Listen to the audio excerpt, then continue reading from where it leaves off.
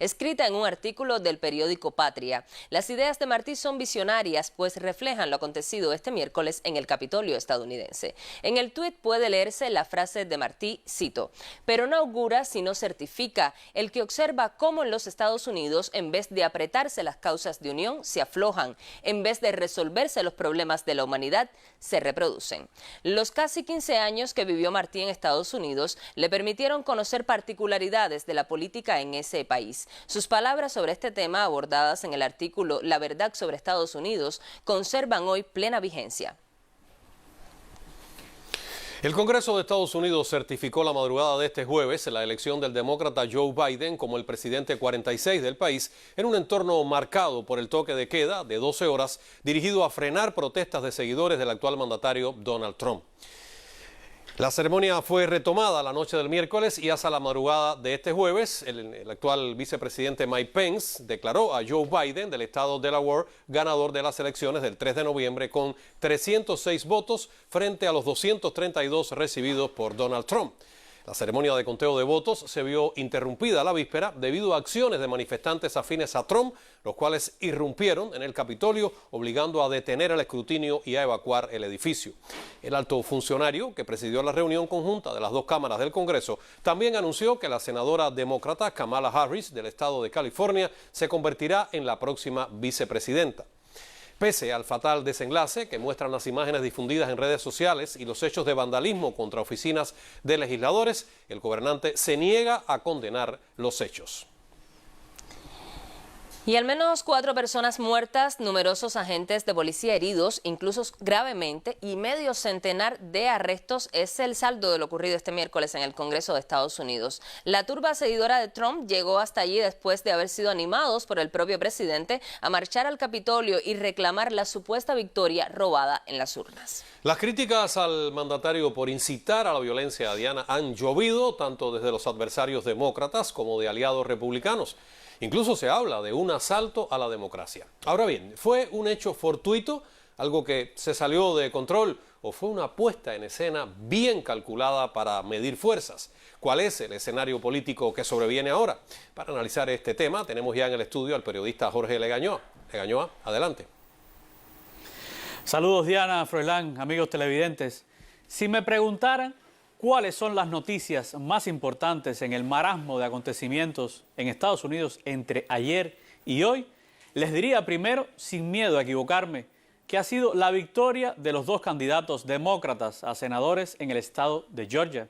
La otra, pues que poco antes de las 4 de la mañana de hoy, finalmente Joe Biden y Kamala Harris fueron confirmados en sesión conjunta del Congreso como presidente y vicepresidenta de esa nación. En suma, hablamos de que la noticia es el descalabro del Partido Republicano, sumido en el fango y la vergüenza que provocó la turba trumpista que asaltó el Capitolio de Washington. Veremos repetidas una y otra vez en los medios de comunicación las imágenes de quienes pintan como manifestantes pacíficos, como patriotas de la libertad. Fue la primera vez que un grupo violento irrumpió en el Capitolio desde los británicos en agosto de 1814, en el siglo XIX.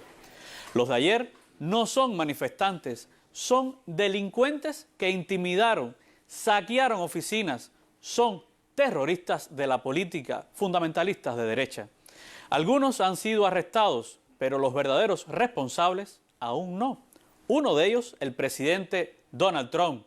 Lo de ayer no fue una marcha espontánea que se fue de las manos, ni una rebelión ante el supuesto fraude. Fue una puesta en escena, un teatro calculado milimétricamente por el mandatario para desviar la atención de su fracaso, para justificarse ante sus seguidores, primero por el resultado de las elecciones presidenciales y luego por el fiasco en Georgia el martes, que hizo perder a su partido la mayoría en el Senado y hará un tanto más fácil al gobierno de Biden nombrar a sus secretarios, los ministros, embajadores, jueces federales y algún eventual reemplazo de la Corte Suprema. Los intrusos no encontraron resistencia en las fuerzas policiales, lo cual habla de complicidad en un grupo de los uniformados.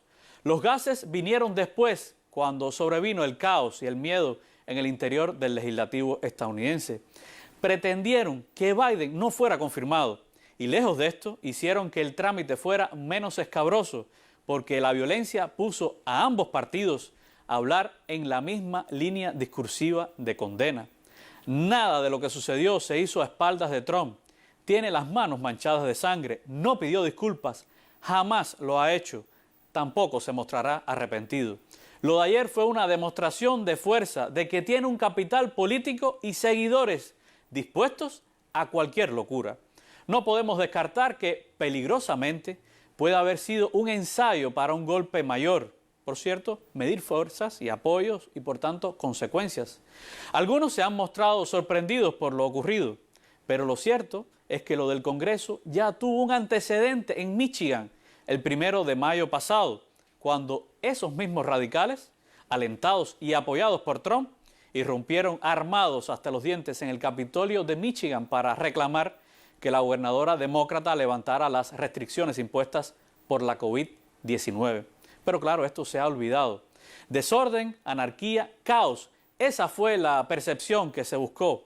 Vimos los resultados de la brutal maquinaria de intoxicación social y las mentiras que ha potenciado Trump, en complicidad, por supuesto, con los medios de comunicación conservadores de ese país. La verdad detrás de los acontecimientos de ayer, lo que subyace, los verdaderos objetivos e intereses, están por conocerse. Saber si, por ejemplo, fue lo de ayer, el lanzamiento de campaña electoral de Trump para las presidenciales de 2024. Pero lo que sí les puedo decir es que el Partido Republicano se ve dividido y ha sido sacudido por el cisma de las derrotas y la violencia ultraconservadora que enalbora las banderas confederadas del racismo y la xenofobia.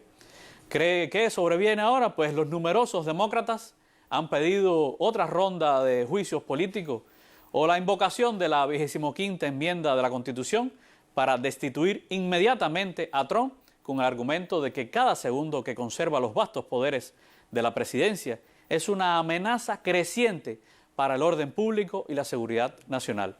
Biden heredará un escenario de inestabilidad política y crispación social importante, además de crisis económica y sanitaria por la pandemia. Sobreponerse a todo ello será un extremo y en extremo complejo y sin dudas tendrá un impacto a nivel mundial. Manténgase informado, la verdad necesita de nosotros.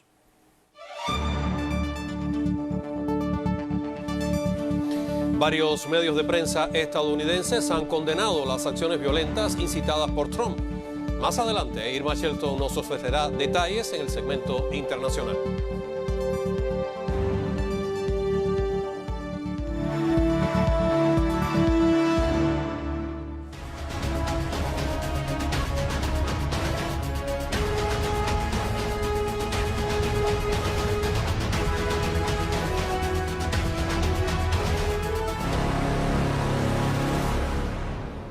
De muy compleja la situación epidemiológica en el país, así catalogó el director nacional de epidemiología del Ministerio de Salud Pública, doctor Francisco Durán. En la isla mayor de las Antillas se detectaron 314 casos positivos de las muestras procesadas en los 18 laboratorios de la nación. Todas las provincias cuentan en estos momentos con casos confirmados. Cuba reporta 314 nuevos casos de COVID-19 al cierre de este miércoles. Así lo informó el director nacional de epidemiología del Ministerio de Salud Pública, Francisco Durán, en la conferencia diaria sobre el curso de la pandemia en el país. Hoy amanecimos con un total de 3.820 pacientes ingresados en unidades hospitalarias, centros de vigilancia y demás. De esos 3.820, 1.095 son sospechosos. Fíjense, esta es una cifra que se ha ido incrementando. Estas son personas que tienen síntomas sugestivos de la enfermedad y que indiscutiblemente entre la percepción de riesgo de la población y la pesquisa que se está realizando y que se va a incrementar, pues se van detectando estas personas. El especialista detalló además por provincias la situación de pacientes confirmados. Los territorios con mayores reportes resultaron ser La Habana, Guantánamo y Santiago de Cuba.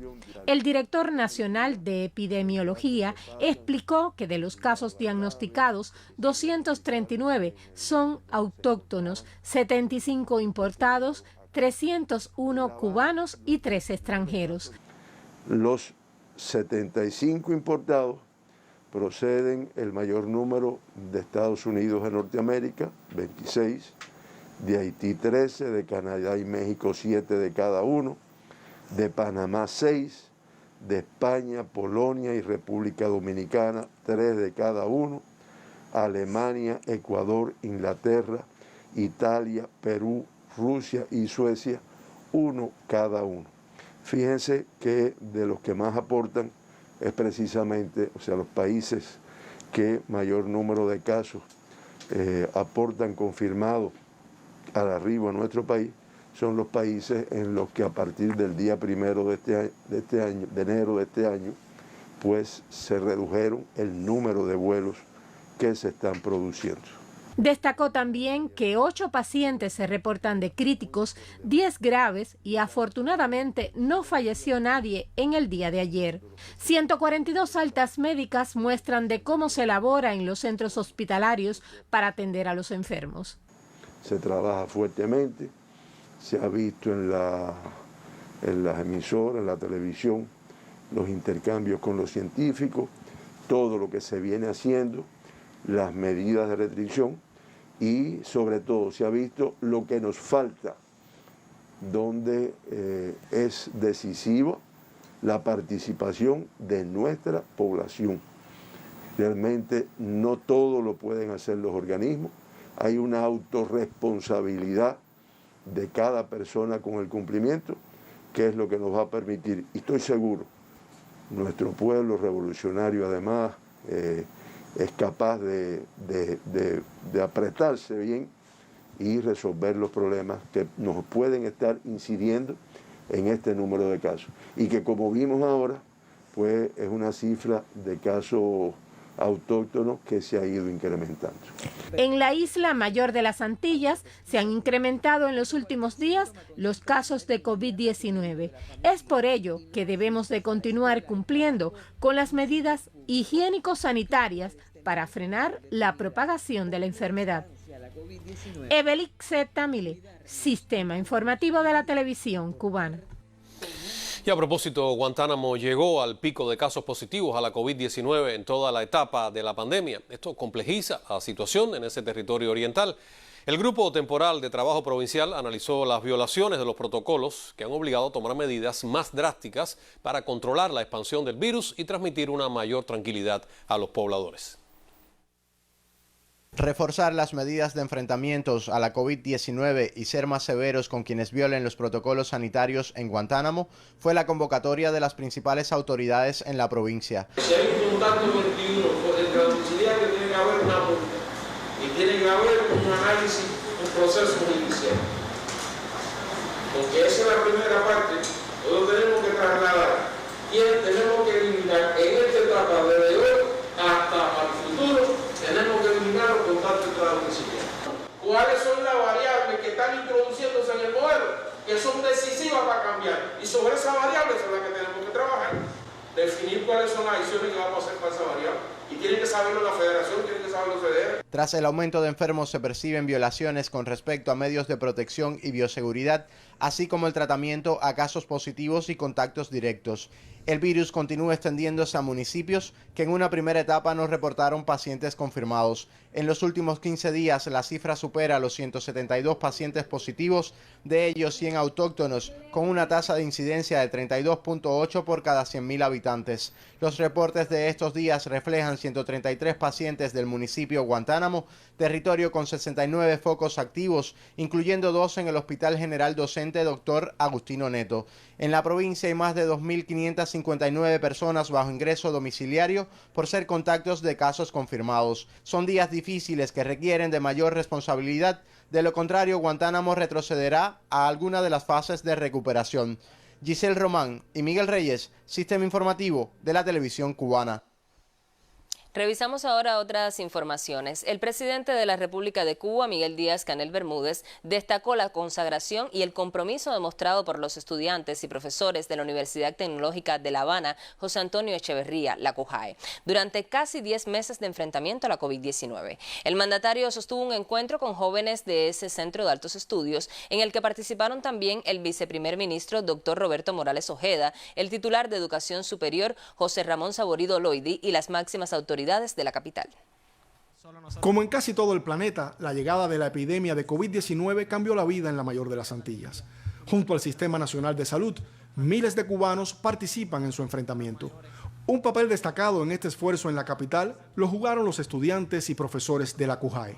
Hospitales, centros de aislamiento, unidades de atención a los vulnerables, comercios y empresas conocieron del altruismo y la entrega de estos jóvenes que en estos duros meses dejaron temporalmente a un lado los libros y se volcaron a la comunidad. Sus historias y vivencias las narraron este miércoles al presidente cubano. No solo nosotros fuimos a hacer las funciones que necesitaba el hospital en ese momento, sino fuimos a llevar la alegría, fuimos a dar la esperanza a esas personas que se encontraban en esos hospitales. Recuerdo que habían señoras mayores que estaban desesperadas diciendo que querían regresar a sus casas. Y nosotros como cujaeños, sin saber si éramos positivos o negativos, incluso le damos hasta nuestras manos y le decíamos, tranquila, que usted va a regresar a su casa. Y la alegría, creo, más grande, no hablo solo por mí, sino por los compañeros que estuvieron en la rotación mía, es las actas que nosotros damos. La sonrisa que los pacientes daban justo antes de salir para esa puerta, mirar para arriba el personal médico aplaudiendo. Creo que eso sí nos lo llevamos en los bolsillos, no nos cabíamos, creo que había quedado una mochila para esa sonrisa. Nosotros nos quedamos con ese último adiós que nos dieron nuestros, voy a decirlo así, nuestros pacientes, porque también fueron nuestros pacientes, aunque nosotros fuéramos personal de servicio, ese último adiós que nos dieron el día que nos retirábamos hacia otras tareas en los municipios, hacia otras tareas cuando nos marchábamos de los hospitales, de la Balear y cuando nos marchamos de la Covadonga. Esos últimos aplausos que a todos nos conmovieron de seguro, cuando vieron que entraban otros jóvenes y nosotros íbamos a ser relevados. Pero más allá de la labor abnegada y el agradecimiento recibido, las experiencias vividas les sirvieron para elaborar propuestas con las que, de conjunto con las autoridades locales, se mejoraría el funcionamiento de instituciones y sistemas de trabajo. Iniciativas que podrían multiplicarse en todo el territorio nacional. ¿Cómo nosotros, después que pase toda esta situación de la pandemia, cómo nosotros mantenemos ese nivel de interacción con cada una de las cosas en las que nos hemos imbuido? Y bueno, una de las primeras cosas, como se ha hablado, no perder vínculos con los gobiernos municipales. Muy importante mantener el vínculo, ver cómo pudiéramos continuar ese vínculo. Segundo, estudiar mejores formas para ejercer el control popular, donde se ligue toda la gente, las universidades. Y un tercer elemento, cómo incluimos la ciencia y la innovación también desde el punto de vista de las universidades para atender todo eso. Los jóvenes abogaron también por una mejor interconexión entre la universidad y las empresas. Solo invito a las empresas, a las organizaciones que tienen que ver con la construcción, a que nos visiten a la universidad y a la facultad, tanto de nosotros como Ingeniería Civil. Tenemos muchos proyectos, tanto de curso como de diplomas, muy buenos, y proyectos que son reales, porque lo trabajamos con temas reales, con lugares reales, pero que no se llevan a la práctica. Y entonces a veces estamos buscando proyectos en otros lugares cuando aquí lo tenemos. Los estudiantes ratificaron su plena disposición a seguir participando en el combate contra el nuevo coronavirus, así como en el resto de las complejas tareas que hoy acomete el país. Al intervenir en el encuentro, el presidente Miguel Díaz-Canel destacó la sensibilidad e inquietud revolucionarias demostradas por los jóvenes y en particular los estudiantes de la CUJAE durante el recién concluido 2020, un año muy difícil, marcado no solo por el azote de la pandemia, sino también por el recrudecimiento sin precedentes de la hostilidad estadounidense. Póngase a pensar cuántos muchachos, cuántos estudiantes en medio de COVID en el mundo salieron a trabajar como lo hicieron ustedes, en los escenarios que ustedes hicieron. ¿Quién tiene esa vivencia? ¿Quién tiene esa experiencia? ¿Quién tiene esa historia de vida en el mundo? ¿La tienen ustedes? La tienen ustedes. Eso es lo grande de la revolución, pero es como lo real maravilloso de Carpentier, que nos parece tan cotidiano que no nos damos cuenta de la grandeza de lo que hacemos todos los días. El mandatario expresó que 2021 será también un año complejo en el que habrá que trabajar sin perder un segundo, con intensidad y eficiencia en todas las esferas de la vida económica y social del país. el 2021 lo tenemos que hacer mejor nosotros mismos, con nuestros propios esfuerzos. Pero hay que trabajar con otros conceptos, hay que trabajar con otra inteligencia, hay que trabajar con otro tipo de organización. Y ahí yo creo que vamos a tener muchas posibilidades de contar con ustedes para la participación activa en muchas tareas. El jefe de Estado agradeció el inmenso aporte de los jóvenes cubanos y les aseguró que la nación contará siempre con su esfuerzo. Tenemos un compromiso tremendo con ustedes de que juntos podamos seguir perfeccionando el país, que juntos podamos seguir defendiendo la revolución y que como estamos seguros vamos a lograr una sociedad todavía más justa que la que tenemos y más próspera que la que tenemos. Por lo tanto, yo en nombre de todos los compañeros de la dirección del partido de gobierno les quiero decir que los agradecidos por este encuentro somos nosotros y nos estaremos viendo en próximos encuentros para seguir impulsando ideas. ¿De acuerdo? Durante esta visita a la CUJAE, Miguel Díaz-Canel pudo conocer los avances en el trabajo del grupo de robótica y mecatrónica de este centro universitario. Se interesó por su posible aplicación en diversos sectores de la economía y llamó a divulgar la enseñanza de esta actividad entre los niños y jóvenes. Héctor Martínez, Sistema Informativo de la Televisión Cubana. El vicepresidente de la República de Cuba, Salvador Valdés Mesa, visitó el Central Jesús Rabí del municipio matancero de Calimete durante un recorrido que realiza por ese territorio occidental. El ingenio presenta 5 días de atraso y un incumplimiento de 1.200 toneladas de azúcar del plan. Roturas sostenidas, altos niveles de materia extraña conspiran contra el rendimiento industrial y la eficiencia. Valdés Mesa enfatizó en la imperiosa necesidad de lograr estabilidad en la molienda para aportar al sistema electroenergético nacional, producir azúcar, derivados y cumplir con los planes. Según nos reporta la periodista Eliani Taguas Merino, como parte del recorrido, el dirigente cubano, acompañado por el primer secretario del partido de Matanzas, Libán Izquierdo Alonso, y el gobernador Mario Sabines Lorenzo, visitó la VPC Gisbert en el municipio de Colón. El vicepresidente de la República apreció el fomento de 69 hectáreas de plátano extradenso y 20 hectáreas de burro comprometidos con el autoabastecimiento municipal. Además, en el jardín de variedades de esa unidad conoció de los 90 tipos que allí se siembran para luego escoger las mejores posturas y lograr altos rendimientos. En próximos espacios informativos ampliaremos esta información.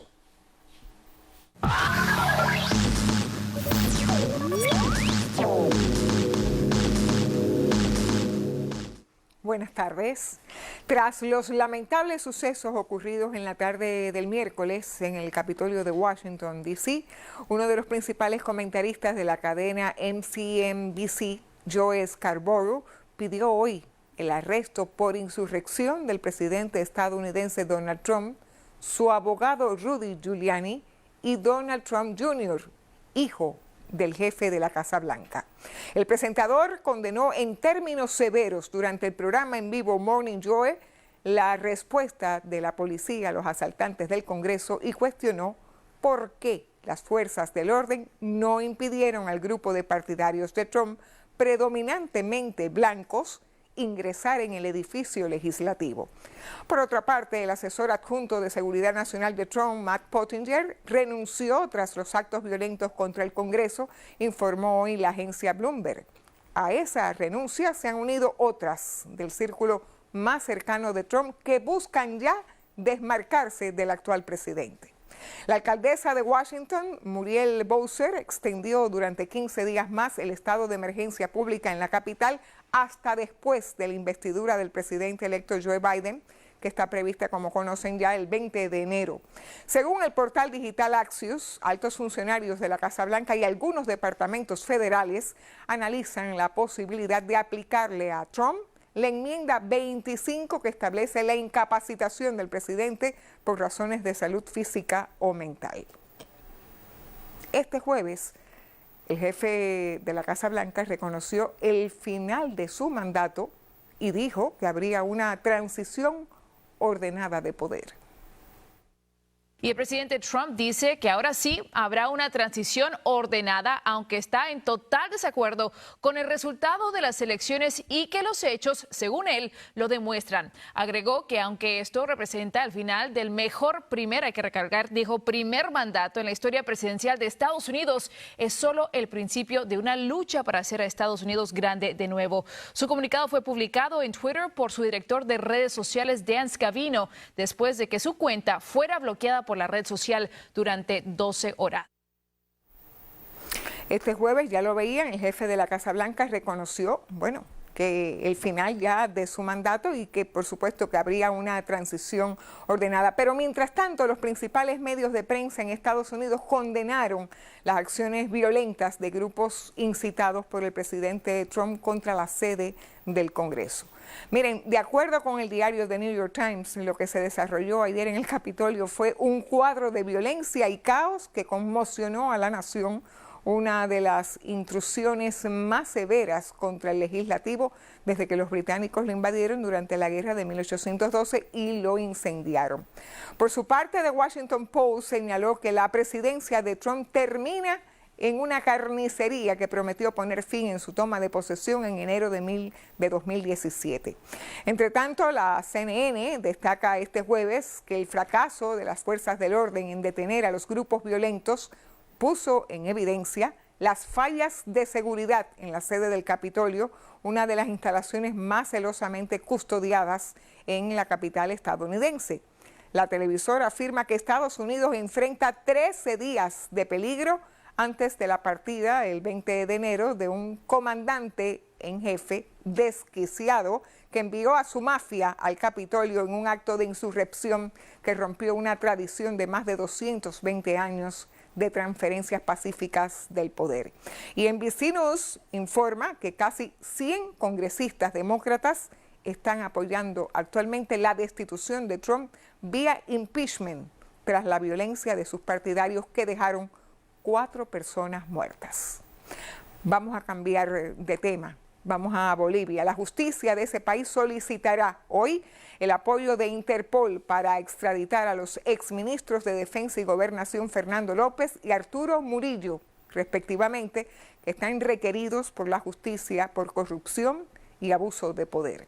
Medios locales señalan que el gobierno boliviano pedirá a la Organización Policial Internacional la activación del sello rojo con que piden la cooperación de fuerzas del orden de todo el mundo para localizar y detener provisionalmente a personas en espera de extradición, entrega o acción judicial similar. De acuerdo con el diario La Razón, el fiscal departamental Marco Antonio Cosío corroboró la presencia de López y Murillo en Estados Unidos y, dada la certeza de la información, será el pedido a Interpol. Recordemos que López y Murillo huyeron de Bolivia hacia la nación norteña, donde actualmente residen, 3 días antes de que el gobierno democráticamente electo del presidente Luis Arce asumiera el poder. Y vamos a terminar en Irán, donde el ejército de ese país islámico acaba de mostrar su poderío defensivo en maniobras con diferentes tipos de aviones no tripulados. De acuerdo con el alto mando militar iraní, en estos ejercicios se han elevado las capacidades de los drones. Irán reitera que el aumento de su poderío defensivo no constituye ninguna amenaza para la paz. Sin embargo, demuestra que el país está listo para defenderse ante cualquier intento de los enemigos de agredir a la nación persa. Así termino. Continúen ahora con otras informaciones.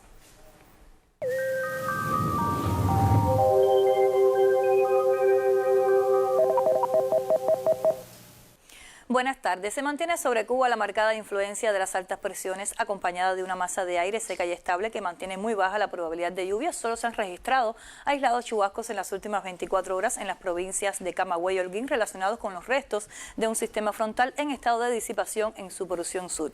Hoy se incrementa la probabilidad de lluvias en la región occidental del país relacionado con la influencia de un flujo húmedo del sudeste al sur en los niveles bajos de la atmósfera, mientras que un frente frío se extiende por el Golfo de México. Va a continuar avanzando avanzando lentamente hacia el este y mañana llegará a la región occidental, incrementando los nublados con algunos chubascos y lluvias y produciendo un nuevo cambio de tiempo. El pronóstico del tiempo para la tarde de hoy estará parcialmente nublado en gran parte del país y se nublará en la región occidental con la ocurrencia de algunas lluvias que serán escasas en el resto del territorio. En la noche estará con poca nubosidad y parcialmente nublado en localidades de la región occidental. Las temperaturas máximas en la tarde de hoy se mantienen con valores entre 25 y 28 grados Celsius superiores en el sur oriental hasta 31 grados Celsius y en la noche las temperaturas entre 17 y 20 grados Celsius superiores en la región oriental del país entre 20 y 21 grados Celsius. Los vientos serán variables débiles excepto en zonas de la costa norte donde soplarán del este con velocidades entre 10 y 25 kilómetros por hora. Habrá poco oleaje en ambas costas orientales y mar tranquila en el resto de las costas. En resumen, para hoy, poco cambio en las condiciones del tiempo, solo se incrementa la probabilidad de lluvias en algunas localidades del occidente del país. Esto es todo en cuanto a la información meteorológica. Tengan todos feliz tarde y hasta mañana.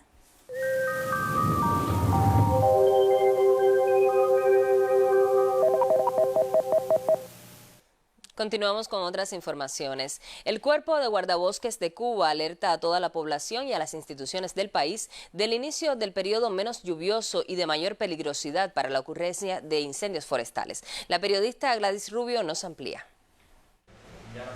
Atentos en el Centro de Monitoreo de Incendios, ubicado en la sede del Cuerpo de Guardabosques. Los especialistas buscan focos de calor, comparan y estudian datos. Están en alerta pues de enero a mayo es la etapa en la que ocurre más del 85% de los incendios forestales que se registran en un año en Cuba. Así, al comenzar enero, es activado el Sistema Nacional de Protección contra Incendios que coordina el Ministerio del Interior. Las autoridades de los territorios atentas y a las brigadas contra incendios del Cuerpo de Guardabosques y de las empresas forestales se sumarán voluntarios de las comunidades cercanas a los bosques, entrenados y preparados para prevenir y enfrentar los fuegos. Todo el sistema se prepara para una campaña intensa. Hay datos mostrados ya por el Instituto de Meteorología del CISMA que estamos bajo la influencia de un evento Niña y ese evento Niña para nuestro país reduce los niveles de precipitaciones en ese mismo periodo, que es el periodo seco que se extiende de noviembre hasta abril, y por tanto si se reducen los niveles de precipitaciones y más del 90% de los incendios que surgen es a causa del hombre, estamos esperando que sea una campaña intensa. Pero además, las lluvias de finales de año provocaron un crecimiento de las plantas que crecen más cercanas al suelo en los bosques. Una acumulación vegetal que cuando se seca resulta preocupante. Y en los cálculos preliminares de esa apreciación que se realizó, esa cantidad de material combustible en toneladas por hectárea está muy por encima de que otros años. Muchos son los daños que a la economía, al planeta y a los seres humanos causan los incendios forestales. Según estadísticas, en Cuba el 80% de estos incendios son controlados antes de que alcancen las 5 hectáreas. Un resultado que en gran medida se debe a que existe una estrategia de prevención y un programa nacional de manejo de fuego en los bosques y a la preparación, constancia y valor de las fuerzas que intervienen en ese peligroso combate contra las llamas. Gladys Rubio, Sistema Informativo de la Televisión Cubana. El Centro de la Ingeniería Genética y Biotecnología y la empresa de la industria biotecnológica y farmacéutica fueron aprobadas como las primeras 2 empresas cubanas de alta tecnología. Esa categoría fue otorgada por acuerdo del Consejo de Ministros y estará vigente por 3 años, fecha en la que esa condición puede ser renovada a partir de que los centros mantengan los requisitos e indicadores por los cuales se le otorgó. El Centro de Histoterapia Placentaria, Dr. Carlos Manuel Millares Cao de La Habana, trabaja en la investigación y fabricación de nuevos productos para el tratamiento del vitiligo, la psoriasis y la alopecia a partir del empleo de la placenta humana y sus componentes. La empresa de telecomunicaciones de Cuba S.A. extenderá las medidas implementadas por la COVID-19 hasta el próximo 31 de enero. Entre ellas está el descuento del 10% a los pagos de los servicios de telecomunicaciones a través de transfer móvil y el acceso libre de costo a los sitios cubaeduca.cu, minet.gov.cu y a las aplicaciones informativas y de pesquisas de COVID-19. Anunció ETEXA además el descuento permanente del 50% de los servicios de voz y datos por la red móvil desde este 1 de enero entre la 1 y las 6 de la mañana. Transfer Móvil presentará oficialmente este mes Boulevard Mi Transfer, un nuevo módulo de servicios que posibilitará gestionar de forma virtual los pagos de un negocio o comercio de Cuba. Wendy Rodríguez Contino, Sistema Informativo de la Televisión Cubana. En su periplo por el país, la Caravana de la Libertad hizo su entrada a Cienfuegos. El suceso histórico se recuerda cada año a propósito de la gesta. Cienfuegos, al calor de su pueblo, rememoró la entrada de Fidel a esta provincia luego del triunfo revolucionario. Fue el único desvío de la caravana en su tránsito por el país y que tuvo en el centro-sur de Cuba un recuerdo imborrable de aquellos trascendentales días. Así lo confirmaron estos jóvenes, quienes en un nuevo contexto para la nación dan continuidad al legado que heredan y hoy se suman a las filas de la Unión de Jóvenes Comunistas y el partido. Las máximas autoridades del territorio acompañaron a la representación del pueblo que se reunió esta fría noche de enero en fecha memorable, tal y como reseña la historia.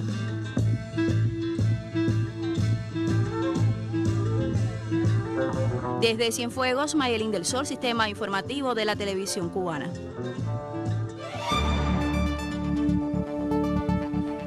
Un día como hoy, hace 50 años, Fidel inauguraba la escuela secundaria básica en el campo Ceiba 1. En los minutos finales rememoraremos momentos de esa escuela que hoy continúa formando cientos de jóvenes.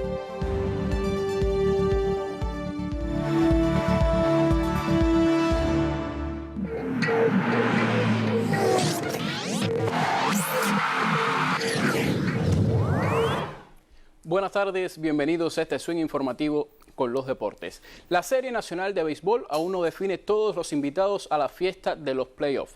Santi Espíritus, Granma, Las Tunas y Cienfuegos son los únicos con boleto asegurado, aunque aún no conocen sus rivales. Los gallos espirituanos, punteros en la etapa regular, se muestran optimistas de cara a la postemporada y su líder indiscutible en el terreno, el jardinero Frederick Cepeda, afirma que no creen en cábalas o maleficios. Así lo expresó el destacado pelotero al colega Primitivo González. Tenemos un resultado en la campaña regular que logramos el primer lugar, que eso que hay que reconocerlo también. Y ahora empezamos la etapa de playoff. No pienso que haya ningún maleficio, simplemente hemos tenido buenas temporadas, buenos equipos, buenos resultados y eso hay que valorarlo también, independientemente que no haya sido campeón. No hubo nada que no haya hecho anteriormente en el sentido de la estrategia a la hora de batear. Siempre vengo a tratar de conectar con todos los equipos, me salió bien aquí en Cienfuegos, me he preparado para eso. Un campeonato muy atípico, donde muchas cosas se nos interpusieron en el camino. Entre ellos el COVID, tuvimos 2 meses jugando fuera de casa y creo que el sacrificio, la entrega y la voluntad de jugar béisbol de los muchachos fueron los que dieron el traste de que hoy ya finalizando esta primera etapa terminamos en primer lugar. Y en el béisbol invernal, el lanzador cubano Carlos Juan Viera protagonizó otro relevo de calidad en los cuartos de final de la Liga Mexicana del Pacífico. El derecho tunero lanzó 1 inning y 2 tercios en los que aceptó un hit y ponchó un rival en el éxito de los Yaquis de Obregón 6-4 sobre los Charros de Jalisco. De esta forma, Viera rebajó su efectividad en el playoff a 3 carreras limpias y Obregón se colocó un triunfo de la semifinal. Por otro lado, Tomateros de Culiacán cayó 2-1 ante Algodoneros de Guasave y la serie se emparejó a 2 victorias. Por Culiacán, el santiaguero Joel Quisguiver se fue de 5-1 y por los ganadores, el matancero Yadir Drake falló en 4 turnos. En otros resultados, Mazatlán se quitó la escoba al derrotar 7-6 a Hermosillo y Mexicali empató la serie a 2 triunfos al superar 8-0 a Monterrey. En la Liga Profesional de Venezuela, aún en fase regular, Jordan Manduley produjo de 4-3 con 2 remolques y una anotada en la doble victoria de los Navegantes de Magallanes sobre las Águilas de Zulia. Por su parte, el antillano Roel Santos se fue de 6-2 en jornada ciaga para el elenco Tigres de Aragua, que se dio par de veces ante los Tiburones de La Guaira. Y ahora nos vamos al fútbol. El Boca Juniors argentino y Santos de Brasil empataron a 0 en el partido de ida de la semifinal de la Copa Libertadores de América. El colega Arián Alejandro ofrece un análisis de este encuentro. Este miércoles se jugó el segundo partido de ida de las semifinales de la Copa Libertadores, en el que el Santos de Brasil visitaba a Boca Juniors en la Bombonera en Argentina. Faltaron los goles, pero no la polémica en un encuentro donde para los locales el colombiano Sebastián Villa puso las mejores ocasiones en los primeros 45 minutos. El Peixe de los brasileños dominaron el segundo acto, jugando mucho en cancha rival, desordenando a un Boca que no se encontraba en el verde. Izquierdos cometió un penal claro que no vio ni pitó ni el VAR ni el árbitro principal, algo que hizo saltar nuevamente las alarmas y pone la sombra en el video arbitraje. La próxima semana en Vila Belmiro tendrá que ganar el Santos casi de manera obligatoria, pues un empate a goles le daría el pase a la gran final en el Maracaná el 30 de enero a Boca Juniors por el tanto de visitante. Arián Alejandro para el Sistema Informativo de la Televisión Cubana. Y en la NBA, los titulares de la jornada de miércoles fueron para el jugador Bradley Beal, quien igualó récord de anotación para la franquicia de los Washington Wizards con 60 puntos, lo que constituye también marca personal en su periplo por el baloncesto de la NBA. Para alcanzar los 60 cartones, Beal encestó 20 de 35 tiros de campo, 7 de ellos desde el perímetro, y solo falló 2 de 15 lanzamientos libres. Pese a ese registro, Washington cayó 141 por 136 ante los Sixers de Filadelfia, comandados por los 38 unidades de Joel Embiid y los 28 de Seth Curry. Recordemos que hace apenas unos días Stephen Curry de los Warriors de Golden State brilló con noche de 62 puntos. Y también en la NBA, este miércoles el partido entre Bucks de Milwaukee y Pistons de Detroit iniciaba como de costumbre, pero luego del salto por la primera posesión, ambos equipos se arrodillaron como signo de protesta por la injusticia social y racial en Estados Unidos. El acto ocurrió un día después de que los fiscales de Kenosha, Wisconsin, decidieran no presentar cargos penales contra los agentes de la policía por el asesinato de Jacob Blake. El jugador de padre cubano y pívot de los Bucks, Brook López, había manifestado antes del partido sentir una gran impotencia. La estrella de la liga, el gran LeBron James, catalogó la decisión de los tribunales como un golpe al corazón. Así concluye este swing informativo con los deportes. Buenas tardes. Muy buenas tardes también para ti, Jesús. Vamos ahora con otros temas. La Organización Mundial de la Salud reclamó más esfuerzo para hacer frente a la situación alarmante que ha dejado la rápida propagación de la nueva cepa del virus SARS-CoV-2 en Europa. Además, pidió flexibilidad segura en los procesos de vacunación con el fármaco de Pfizer-BioNTech para que pueda llegar a más personas. El mundo amaneció hoy con una cifra total de más de 87.857.300 contagiados hasta la fecha. 1.895.426 fallecidos y unos 63.300.000 recuperados de la enfermedad. A propósito de estas informaciones, Diana, te propongo revisar cuáles son los 5 países europeos más afectados por la pandemia. Rusia, ubicada en cuarto lugar a nivel mundial, es la nación con la cifra de contagios más alarmantes en ese grupo al superar los 3.300.000 casos. Le sigue el Reino Unido con más de 2.800.000.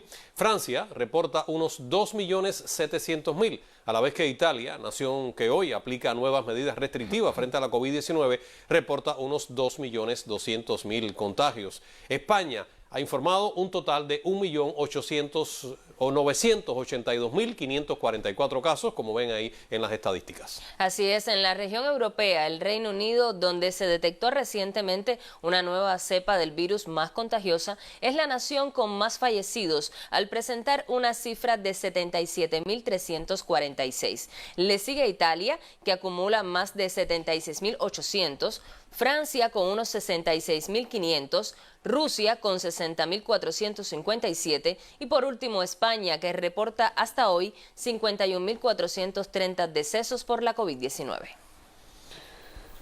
Y mientras el mundo reporta cifras alarmantes de infectados con el nuevo coronavirus, Cuba continúa desplegando acciones para mitigar su impacto. De último minuto conocimos que ya comenzó a aplicarse el producto cubano Nasalferón a viajeros y familiares en los municipios capitalinos de Boyeros y 10 de octubre como parte del plan de enfrentamiento a la COVID-19. Un equipo de nuestro noticiero llegó hasta el Policlínico Federico Capdevila en el municipio Boyeros y destaca que el medicamento comenzó a aplicarse luego de que el personal de la salud recibiera una detallada explicación sobre su uso y efectividad. Estudiantes de medicina y de estomatología de la Facultad de Ciencias Médicas Enrique Cabrera conocieron que se aplicará una gota por vía nasal en la mañana y otra en la noche por un periodo de entre 5 y 10 días. Los convivientes deberán iniciar el tratamiento 3 días antes del arribo del viajero a su domicilio. El nasalferón es un fármaco de la biotecnología cubana con acción profiláctica que, según los especialistas, evita la replicación del virus SARS-CoV-2 causante de la COVID-19.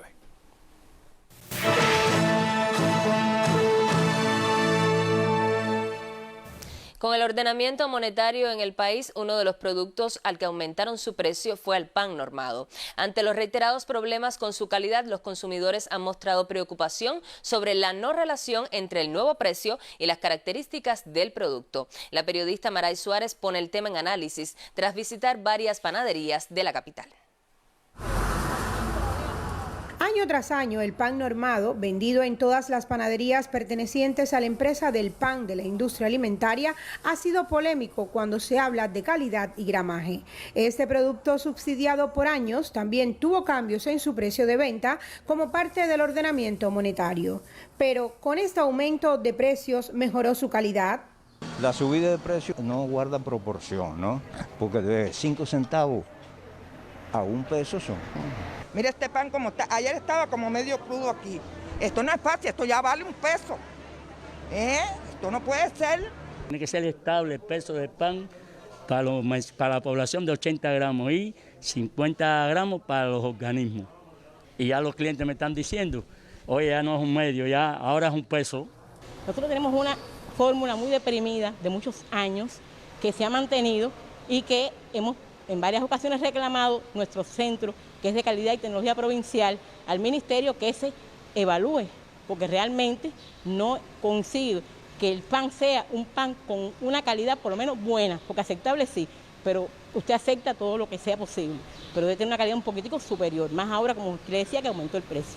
Elaborado con una formulación establecida desde la década del 90. Hasta hoy, esa fórmula es la que se mantiene para su producción. Entendemos que hay que hacer una reevaluación de la formulación nuestra en cantidad y calidad. De ahí que los consumidores cubanos se muestren inconformes cuando cada mañana llegan a buscar su pan y ven que pagan 1 peso, pero siguen recibiendo el mismo producto con mala calidad. Maray Suárez, Sistema Informativo de la Televisión Cubana.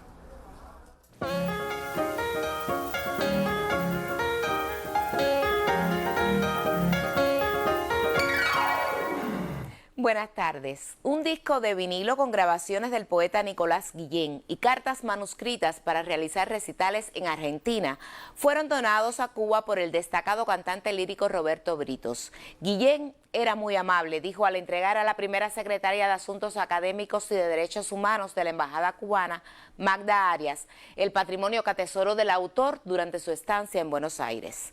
Un disco de larga duración, identificado como Nicolás Guillén manuscrito, sin datos de la empresa que lo grabó, ni registro de fecha ni lugar, con grabaciones del poeta recitados y cantados por él mismo y acompañamiento de percusión en algunos casos, es una de las pertenencias que Britos donó a la isla.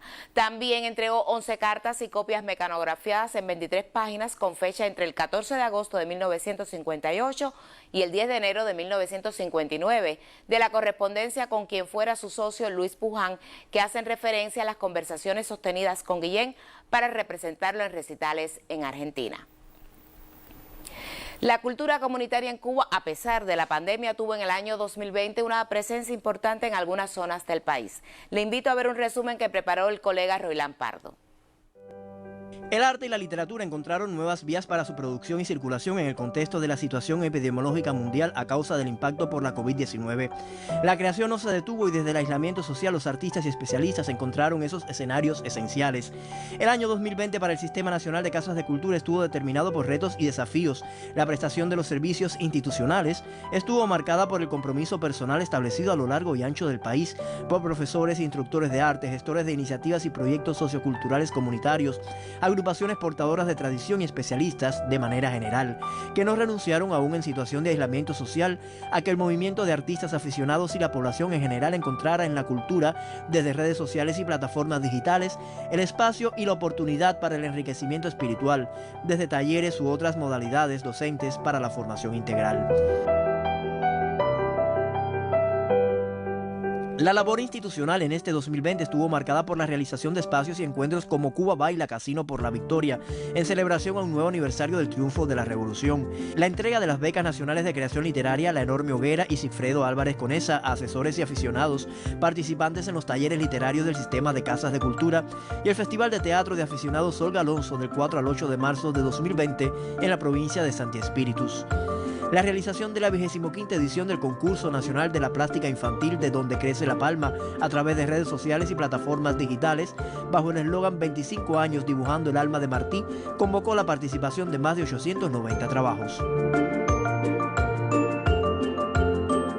Desde las plataformas digitales y otros espacios de socialización alternativos, se desarrolló la edición 53 de la Jornada Cucalambiana, principal espacio para la promoción de las tradiciones campesinas en nuestro país. La alternativa del desarrollo de espacios habituales a través de las redes se extendió a la 12ª edición del Festival Timbalaye 2020, La Ruta de la Rumba, o las disímiles acciones del Verano por la Vida en la comunidad, impulsadas desde las casas de cultura en los territorios. Por vez primera, el Sistema Nacional de Casas de Cultura presenta espacios audiovisuales para la formación artística cultural en la televisión nacional. Como parte de las acciones para la formación integral del público infanto-juvenil, se transmitieron a través de la señal del canal educativo los programas formativos Aprender Aprendiendo en las manifestaciones de música, danza, teatro, artes visuales y literatura, orientados a fomentar el desarrollo de habilidades apreciativas y creativas desde las artes. La celebración del aniversario 20 de la creación de los talleres de repentismo infantil, plataforma diseñada para la salvaguarda de las expresiones orales y musicales campesinas, orientada hacia la transmisión en niños y adolescentes, guateques y encuentros de decimistas infantiles desde redes sociales y plataformas digitales matizaron esta celebración, a la que se unieron los 20 años de la fundación del Centro Iberoamericano de la Décima y el verso improvisado. El Premio Nacional de Cultura Comunitaria es el más alto galardón que otorga el Consejo Nacional de Casas de Cultura por los aportes e impacto en el desarrollo sociocultural de las comunidades y en la promoción de la cultura popular tradicional a promotores culturales, profesores e instructores de arte, creadores y profesionales de las diferentes esferas de la vida social, así como instituciones, agrupaciones y organizaciones sociales con resultados significativos en el desarrollo de la cultura en las comunidades.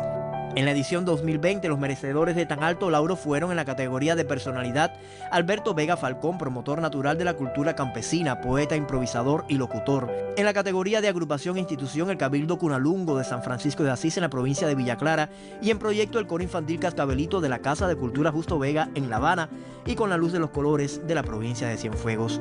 La presentación de la revista institucional A las Raíces, dedicada al 25 aniversario del Concurso Nacional de la Plástica Infantil de Donde Crece la Palma, marcó en esa etapa el quehacer del Consejo Nacional de Casas de Cultura. En la presente edición, más de 10 artículos a cargo de destacados investigadores, metodólogos del sistema de casas de cultura y especialistas abordaron el panorama cultural comunitario, la salvaguarda del patrimonio cultural inmaterial de la nación, buenas prácticas en el ejercicio del profesor e instructor de arte. Fuera de fronteras, en la República Bolivariana de Venezuela, los colaboradores de la Misión Cultura Corazón Adentro tuvieron un marcado protagonismo en las pesquisas conjuntas a la Misión Barrio Adentro para el enfrentamiento y prevención a la COVID-19 y la realización de acciones culturales para la formación y animación de la comunidad. Este ha sido sin duda alguna un año difícil para la vida del país. La cultura no ha estado exenta, no obstante el empeño de creadores, especialistas e instructores ha mantenido viva la programación, la creación y el acompañamiento a los artistas aficionados y lo más representativo de nuestra cultura popular y tradicional. Roylan Pardo Cabrera, Noticiero Cultural. Le agradecemos a Roylan y al Noticiero Cultural por esta colaboración. Y continuamos con información de las artes escénicas, pues desde hoy están a la venta las entradas para disfrutar del estreno de la obra Player, dirigida por el joven director y dramaturgo Carlos Sarmiento. La puesta a cargo de la agrupación Mitos Teatro estará en cartelera en la Sala Adolfo Llauradó desde este viernes y durante todo el mes de enero en los horarios habituales. La pieza invita a reflexionar sobre el cuerpo, la sexualidad y el erotismo en tiempos de redes y tecnología, donde el placer es también parte de una industria. El texto fue ganador del premio Calendario que otorga la Asociación Hermanos Saiz en su edición anterior. Y finalizo invitándole al espectáculo teatral Oficio de Isla, bajo la dirección general de Osvaldo Doimadios, que regresa este fin de semana a las 5 de la tarde a su escenario de la nave de los Altos de los Almacenes de San José, en la avenida del Puerto de La Habana. Así me despido. Muy buenas tardes. También para ti, Dagné. Como les adelantábamos, hace 50 años, el líder de la Revolución Cubana inauguró la Escuela Secundaria Básica en el campo Ceiba 1. Años más tarde, Instituto Preuniversitario en el campo Comandante Ernesto Guevara. El centro docente artemiseño se convirtió entonces en referente para los cientos de centros de enseñanza rural creados por el Estado revolucionario para transformar la vida de las familias humildes. Nació al calor del auge del Polo de Desarrollo para Cultivos de Cítricos en el oeste de la provincia de La Habana. Era el 7 de enero de 1971 cuando el entonces primer ministro del gobierno revolucionario, Fidel Castro Ruz, inauguró la escuela secundaria básica en el campo Ceiba 1, edificada en el sitio conocido como Rancho Consuelo, a 1 kilómetro al norte del poblado Ceiba del Agua, en Caimito. No, Ceiba 1 tiene la magia que la historia le ha facilitado. Primero, el gran director que fue el comandante en jefe. Después, todas las estructuras de dirección que pasaron por aquí. Los profesores que nos estimularon. La vida empezó a darle la deferencia a la escuela a partir de los resultados que la escuela iba teniendo. La nueva escuela materializaría la idea martiana y marxista planteada desde 1959 por Fidel de vincular el estudio con el trabajo creador y socialmente útil. En una de las visitas que realizó el comandante a la escuela el 15 de mayo de 1971, escribiría la siguiente dedicatoria: a la ejemplar escuela Ceiba 1, modelo de institución educacional en que tantas esperanzas tiene puesta la revolución, con el mayor cariño, Fidel. Actualmente la escuela es un instituto preuniversitario urbano IPU que trata de mantener el espíritu de Ceiba 1, en la que muchas generaciones de becados vivieron años inolvidables. Ya se va aquella edad. Gisela García Rivero, Sistema Informativo de la Televisión Cubana. Y de esta forma concluye el noticiero del mediodía. Espere más información en la emisión de la tarde de Canal Caribe y el noticiero estelar de las 8 de la noche. Cumpla con las medidas higiénico-sanitarias que ya todos conocemos de cara a las cifras que son verdaderamente preocupantes de la COVID-19. Nosotros nos veremos mañana a la 1 en punto. Así es, buenas tardes. Buenas tardes.